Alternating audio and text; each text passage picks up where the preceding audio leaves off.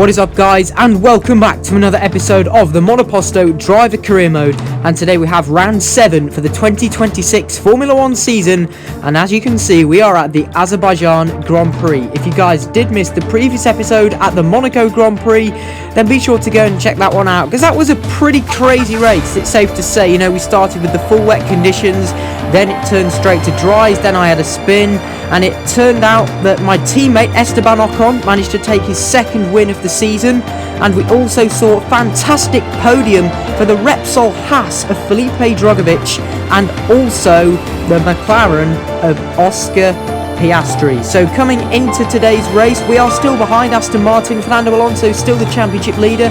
It's very close in the constructors though, because myself and Ocon are both ahead of Lance Stroll, but we're still looking to see if we can get some decent points today and get the momentum to swing back onto our side of the garage as well.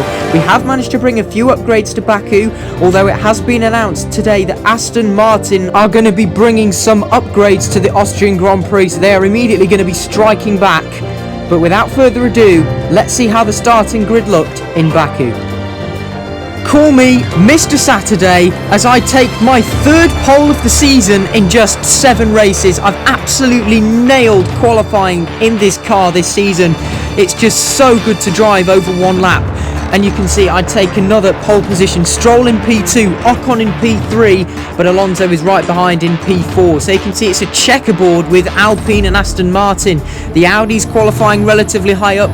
The Red Bull, there's a Ferrari on the fringes of the top 10, but it's still a very close grid. Don't forget, the entire grid was separated by 1.2 seconds. Although somehow I managed to beat Stroll to pole by over 0.2 of a second, which is an awful lot in 2026. So it was an absolutely superb lap from me.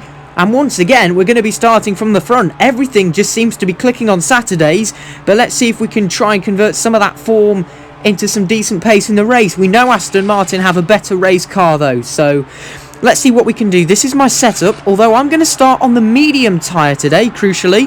I'm expecting a lot of those around me to start on the soft. If you noticed, Alonso was on the hard.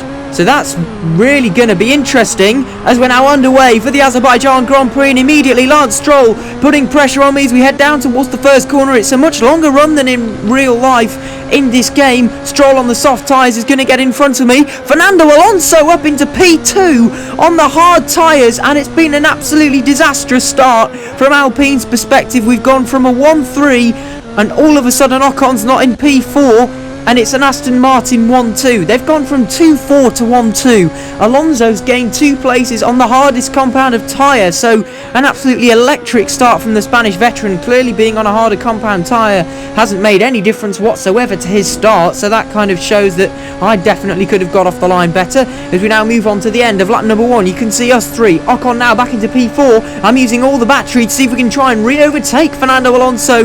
The medium tyre should be quicker, but look at the straight line speed of the Aston Martin. I used enough battery that I thought would be enough, and then Alonso just goes thank you very much without battery usage. Notice he wasn't even flashing. Ocon's now caught up. Look at the minimap though. Aston Martin and Alpines, we're just so far ahead of everyone else, as I almost run into the back of Fernando there. He got all out of shape there as we're approaching the castle section, the end of sector 1, and once again I get a really good run. I'm definitely faster than Alonso at this stage of the race, although I'm going to bide my time, wait to pick up the DRS, and it looks as if Alonso's quicker than Stroll. So you can see there's going to be a bit of a DRS train here. Ocon's now dropped back to 1.8 seconds, even though he's on the soft tyres.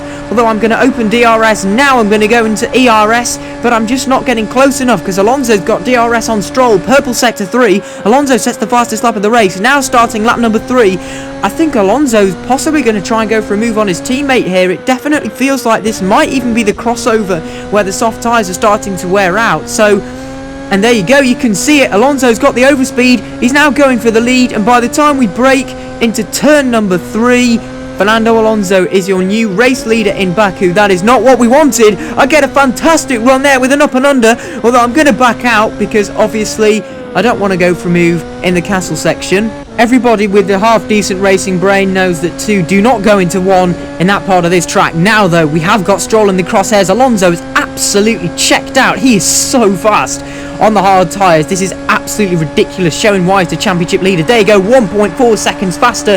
I need to follow suit and get after this man if I want to stand any chance of closing him down in the championship. DRS and ERS passed, and we now do get past Lance Stroll.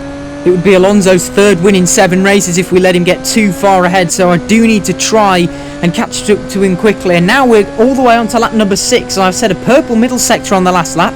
Alonso built up a gap of around 3.5 seconds, but all of a sudden I've absolutely reeled him in, even though I'm on a softer compound of tyre which is wearing out more. So you can see lots of the guys have made their pit stop. Now you can see Stroll and Ocon are both in traffic, so what I'm thinking of doing now is I'm probably going to box opposite to Alonso to see if we can go for an undercut here on the Spanish driver. And I'm also conscious of the guys behind who are in traffic. If I want to make sure I maintain position ahead of them, I need to make sure I box before too long. So that's exactly what I'm going to do now. Alonso stays out on the hard tyres.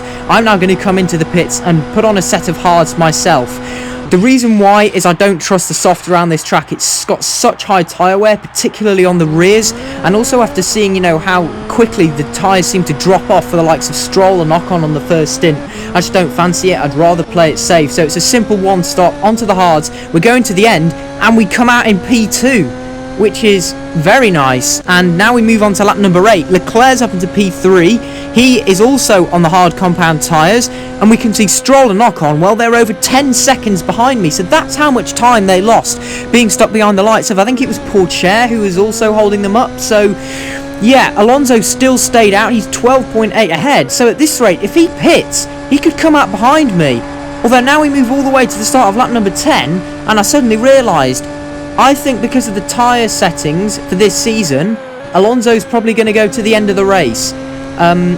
So yeah, because if you remember, a couple of the guys did it at the Bahrain Grand Prix. It was Piastri and Zhou, I think, and the FIA made them take a grid penalty and start from the back of the grid at the next Grand Prix. So if Alonso doesn't pit, fine, he can still win the race, but he'll have to pay the price at the next round in the Austrian Grand Prix because obviously he didn't pit. So he'll be made to start from the back of the grid. So this could be huge. So technically, we don't even have to win this race because we could be presented with a huge opportunity at the next Grand Prix to try and get massive points on Alonso, because it's just going to be really difficult to try and overtake from the back of the grid with how close this year's grid is.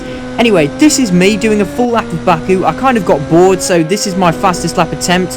You can see I'm currently just over 2/10 off the best time of the 1:38.516, which was set by Alonso earlier on in the Grand Prix. I've gone personal best in sector 1, 5/10 up though, absolutely depleting all the battery which I'd saved up. I had barely used any ERS since about lap 4 because I've just been charging my battery with hindsight, thinking, I might want to do this in the second stint. You can see purple sector 2, again over 5/10 of a second up, riding the curb there, and now it's put flat to the floor all the way to the finish line. We've still only got sort of 30% ERS. Now I'm going to use it once we're out of the chicane. You can see Stroll is 20 seconds behind me, so I've technically got another pit stop on those guys. We're going to cross the line now, and I'm absolutely obliterating the fastest lap, a 1:35.966. Thank you very much, 2.5 seconds faster, and that's not going to get beaten. But we're now going to move on to our race winner, and he's had sublime pace, although he hasn't pitted, so he will pay the price in the next race, so the joy may be short-lived. But for now, Fernando Alonso can celebrate as he wins the Azerbaijan Grand Prix and takes his 3rd victory of the season in very convincing fashion. Very, very cool, calm and collected drive there. It's going to be such a tall order to beat this man this season. He's so consistent, he's so quick, their car is so quick in the race. We've clearly seen that qualifying is possibly Aston Martin's weakness, but even so, they always seem to pull it back and just about seem to be quicker than us and manage to get the better of us on the race, which is frustrating, but we can come back from it and we've got a huge chance to get big points over him in Austria. So that was literally the end of the race. I'm afraid after I set the fastest lap, absolutely nothing happened after I made my pit stop. Literally, I barely ever saw another car. Alonso finished about 10 seconds ahead, but we're going to get P2 with the fastest lap. Considering we started from pole, that's pretty good going. Obviously, it was going to be hard to beat Aston Martin, but I'll take that. That's still a fairly solid race, a solid performance. We've got points over Stroll and Ocon, but even so, Alonso still, something like 20 points in the lead of the championship. It's ridiculous. But as we know, despite Aston Martin's upgrades, he is going to be receiving a back-of-the-grid penalty for the Austrian Grand Prix. So he's going to have his work cut out for him if he wants to try and maintain that championship lead. Anyway, it will be sure interesting to see how that turns out. Stroll finishes P3, Ocon 4th, so decent points for the team overall. It's still mightily close in the Constructors. They were so far back in the end. I don't know, I think they just had really terrible pace. Then it's Leclerc, another really solid display with P5, followed by Sainz. Then it'll be Norris, good points for Audi, Gasly, and then I believe completing the points was Théo Pourchaire and somebody else. I can't remember. There's the podium for the Azerbaijan Grand Prix, and that kind of just about sums up today's race. You know, I really hope you guys enjoyed it. If you did, please be sure to like, share and subscribe.